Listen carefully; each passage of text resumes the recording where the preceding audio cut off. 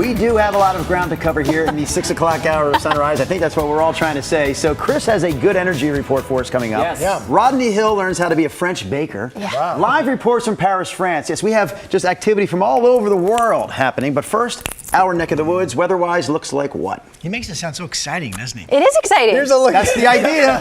How can you tune out? Check out this. We've had cloudy skies up and down the coast the last several starts, but this morning it's clear until you get up closer to Cannon Beach. Here's Newport, Uquinna Bay live. Temperature's been in the 40s, now up to 50 degrees. Beautiful day at the beach. If you do have clouds where you are, they will go away fairly quickly today. Nothing over downtown Portland. Looking out to the northeast and Wells Fargo Tower, 59 is the temperature. Our planner today. So the last couple of days have been pretty nice. Today we start to heat it back up, and you'll feel it. 76 degrees at noon. Plan your day accordingly. We're back up to 90 at 5 o'clock, and it still looks like we will be hotter tomorrow. Here's Chris McGinnis. Oi. All right, let's get you out the door. A quick look at the roads right now. I do have one trouble spot in North Portland. We are just getting word of a possible injury crash on North Marine Drive at North Portland Road. I have not many details on this. I'm working on it. I'll let you know as soon as I find out. But North Portland Road and Marine Drive, a possible injury crash. Back to the freeway drive. This is I-5 near Marine Drive. That is rolling right along. And a quick check of the Banfield, Interstate 84, rolling out of the Hollywood district. That looks good as well. So freeways are in good shape. Watch out, Marine Drive at North Portland Road. I'll keep you posted. All right, Chris, we appreciate that. Right here at 6 o'clock, we're going to start with the results from yesterday's Washington primary. Specifically here, we're talking about the 3rd Congressional District, and you can see it's going to be a rematch this fall between Democrat Marie Gluesenkamp-Perez and Republican Joe Kent. A lot of you probably remember Perez beat Kent 2 years ago, flipping that 3rd district from red to blue. And we got the chance to talk to both Perez and Kent last night. Thomas Schultz joins us now from Clark County, where votes are still being counted. Thomas.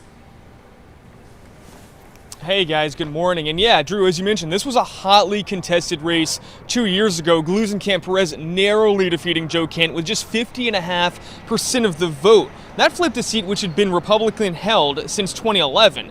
Now for months, both have been busy on the campaign trail, running a flurry of political ads, and they say all along they expected a rematch. Tuesday, they spoke on issues they think will define this race.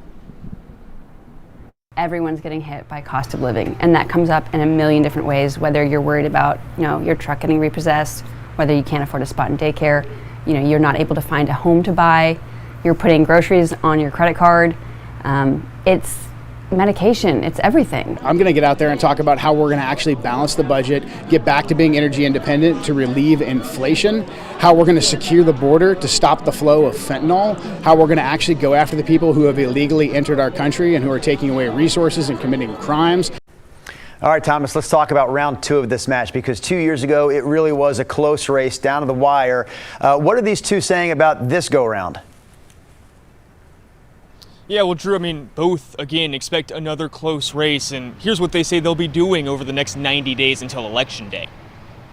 My hope is that by staying focused on being useful to my community, I have built a bridge that will make things easier, but you don't take anything for granted. Marie is a tough opponent. I'm going to need every vote I can get, and I'm going to work very, very hard. We've already got a great start. We've got a unified Republican Party. I look forward to getting into the general election, talking with moderates, talking with undecided voters.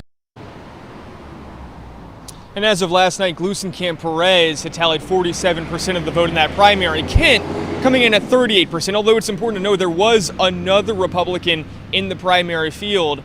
Of course, she will not be in the general election. She received 13%. So once again, expect another close race up here in Southwest Washington. Guys. All right, Thomas Schultz reporting live for us in Clark County. Thank you for that.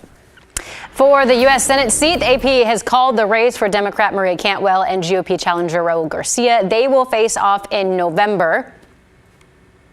How about the race for governor? Also called China Green.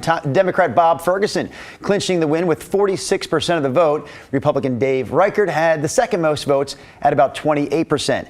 Those two rose to the top of a list of 28 candidates vying for the seat. Ferguson was first elected state attorney general back in 2012. Reichert served in Congress for 14 years and also served as King County Sheriff. No Republican, by the way, has won the Washington's governor's race since 1980. We'll have much more on the Washington primary election on KGW.com. In fact, you can get more information from there right now, including results for local counties and other statewide races. guys are creepy and yes, just weird as hell. That's what you see. So that was Minnesota Governor Tim Walz just hours after Vice President Kamala Harris named him as her running mate. The pair debuted their new partnership in Philadelphia last night, and now they're hitting the ground running. Today, Harris and Walz are starting their Battleground State Tour. This is a map right here of where they will go. So the pair will be in Wisconsin and Michigan later today, Phoenix on Friday, and then finally they're going to end in Vegas. That's happening on Saturday. Now, according to Harris-Walz campaign, they have raised more than $20 million since yesterday's announcement.